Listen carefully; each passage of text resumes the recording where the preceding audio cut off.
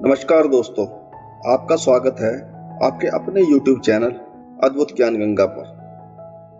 आज का विषय है मन का मंत्र, जो सोचोगे वही मिलेगा।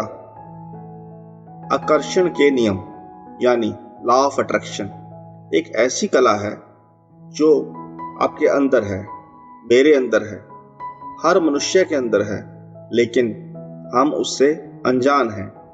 वास्तव में आप जो सोचोगे वही होगा, लेकिन कैसे?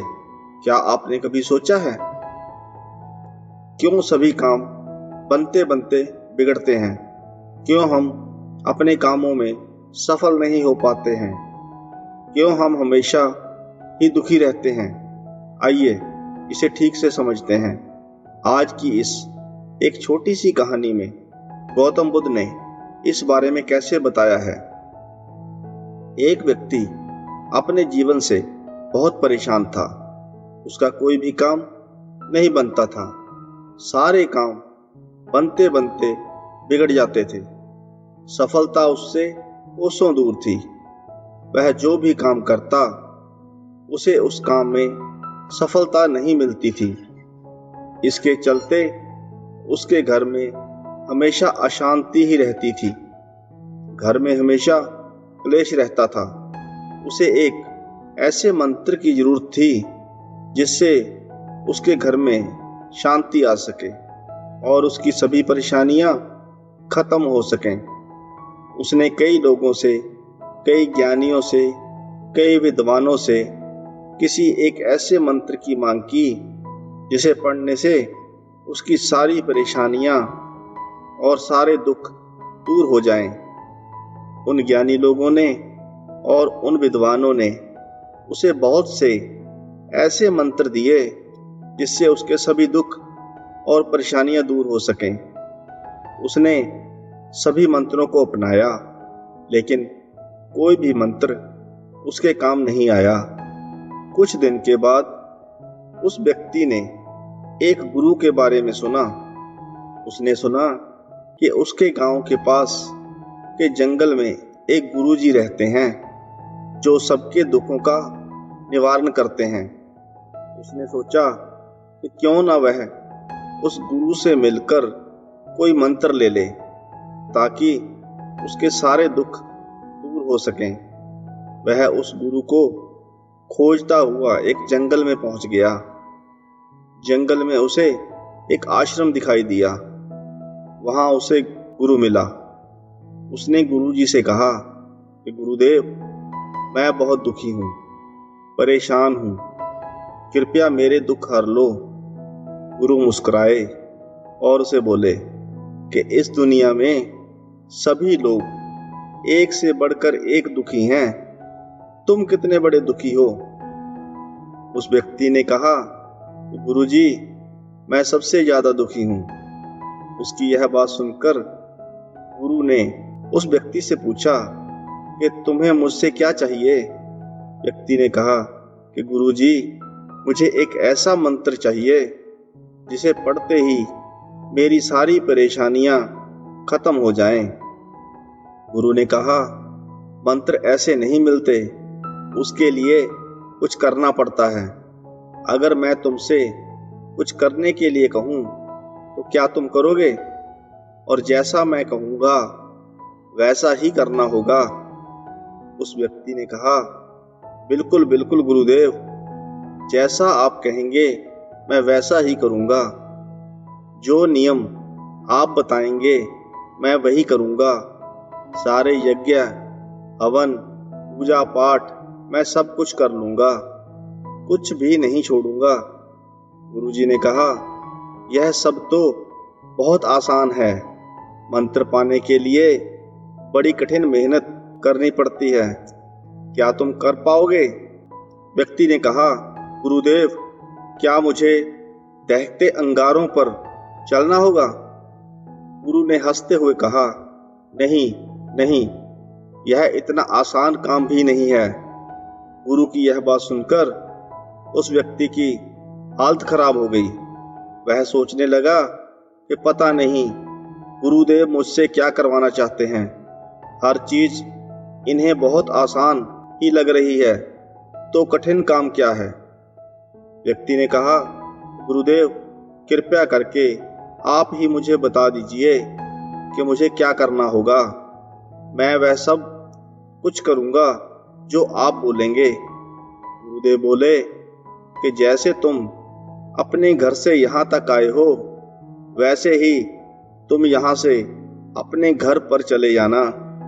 अपने मन में यह कहते हुए जाना कि मैं बहुत सुखी व्यक्ति हूँ, मैं बहुत सुखी हूँ। यह सुनते ही वह व्यक्ति बहुत खुश हो गया। वह बोला, बस गुरुदेव, मुझे इतना ही बोलना है, इसे तो मैं बड़ी आसानी से कर लूँगा। इतना सुनते ही वह व्यक्ति जाने लगा। तो गुरुजी ने कहा, जरा ठहरो, पूरी बात तो सुनकर जाओ। जब तुम यह बात दोहरा रहे होंगे, तब तुम्हारे मन में बंदर की बात नहीं आनी चाहिए। अगर तुम्हारे मन में बंदर का ख्याल आ गया तो सब बेकार हो जाएगा। व्यक्ति ने कहा कि गुरुदेव, यह काम तो मैं बड़ी आसानी से कर लूँगा। इतना कहने के बाद उस व्यक्ति ने गुरुजी से आज्ञा ली और अपने घर की ओर चल पड़ा। आश्रम से निकलते ही उसने अपने मन में यह कहना शुरू किया कि मैं बहुत सुखी हूँ। लेकिन ऐसा कहते ही उसके मन में बंदर का ख्याल आ जाता है। जैसे ही वह यह कहने की कोशिश करता, उसके मन में गुरुजी की बंदर वाली बात आ जाती। जैसे जैसे वह इस बात को दोहराता और कहता कि मैं बहुत सुखी हूँ, उतना ही बंदर का ख्याल उसके मन में गहरा होता जाता। वह घर की ओर जा ही रहा था कि उसे घर के रास्ते में बंदर दिखाई देना शुरू हो गया। थोड़ी देर के बाद उसे चारों ओर सिर्फ बंदर ही दिखाई दे रहे थे। अब उसके मन में यह विचार भी आ रहा था कि जब मैं घर से आश्रम की तरफ जा रहा था, तब तो मुझे यह बंदर कहीं दिखाई नहीं दिए थे। अब मुझे यह बंदर क्यों दिखाई दे रहे हैं? ऐसा सोचते हुए और इसके साथ ही यह बोलते हुए कि मैं सुखी हूँ, मैं बहुत सुखी हूँ, वह अपने घर पहुँच गया। घर पहुँचकर अपनी पत्नी से बोला कि बंदरिया, मैं बहुत भूखा हूँ, मेरे लिए बंदर परोस दो। मुंह से बंदर शब्द निकलते ही जब उसका ध्यान इस ओर गया कि वह क्या बोल रहा है, तो उसका मुंह खुले का खुला रह गया। उसकी सारी मेहनत पर पानी फिर गया। उसने सोचा कि आज तक कभी उसके मन में बंदरों का ख्याल तक नहीं आया था, तो फिर आज कैसे आ रहा है? उसे हर जगह बंदर ही बंदर दिखाई दे रहे थे। वह सब कुछ छोड़ छाड़ कर गुरुदेव के आश्रम पर जा पहुंचा। आश्रम पर पहुंचकर वह गुरु के चरणों में गिर पड़ा और बोला कि गुरुदेव, यह मुझे क्या हो गया है? मुझे कुछ समझ में ही नहीं आ रहा है। मुझे तो हर जगह सिर्फ बंदर ही बंदर दिखाई दे रहे हैं। ऐसा क्यों है गुरुदेव? आपने कहा था कि मन में बंदर का ख्याल भी नहीं आना चाहिए, लेकिन मेरी तो जुबान पर ही बंदर बैठ गया है। आज से पहले मुझे इतने बंदर कभी नहीं दिखे थे। आपने जो मंत्र दिया था वह भी नष्ट हो गया, मुझे मंत्र मिला ही नहीं। गुरु ने कहा, तुम्हें मंत्र मिल चुका है, अब तुम्हें सिर्फ उसका सही उपयोग करना सीखना है। गुरु के यह शब्द सुनकर वह हैरानी से बोला कि गुरुदेव, जैसा आपने कहा था मैं तो वैसा बिल्कुल ही नहीं कर पाया, फिर मंत्र कैसे काम करेगा? गुरु बोले, पहले तुम इस मंत्र को समझ लो।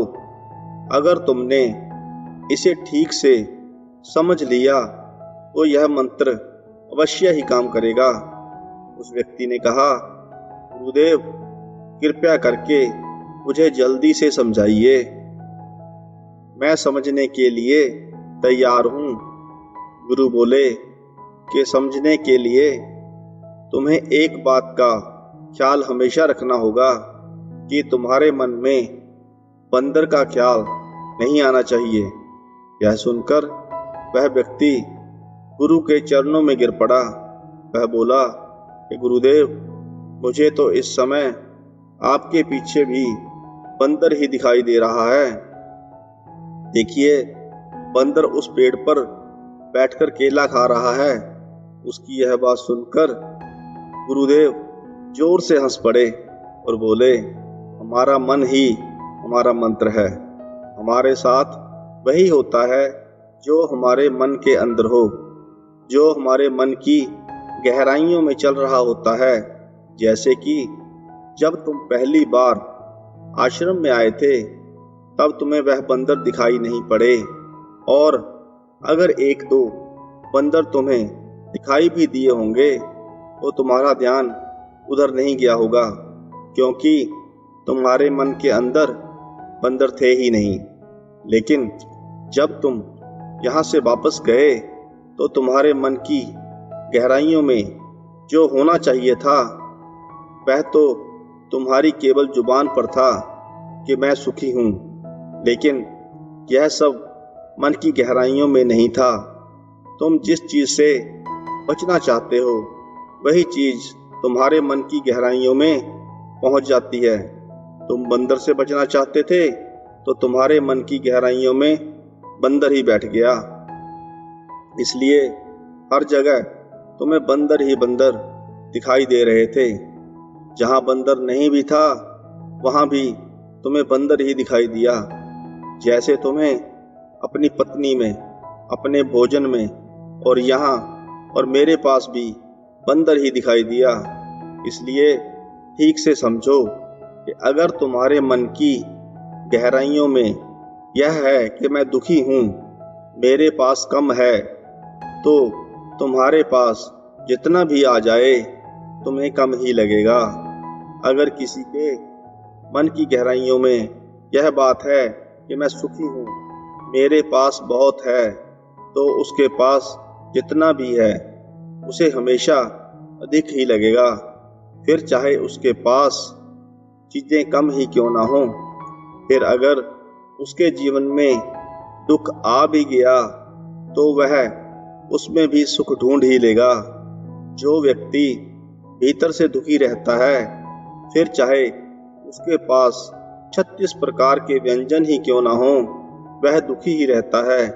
ठीक इसके विपरीत जो व्यक्ति भीतर से और मन से सुखी रहता है, उसके पास अगर सिर्फ 2 सूखी रोटी भी है तो वह उसे खाकर भी हमेशा सुखी ही रहेगा।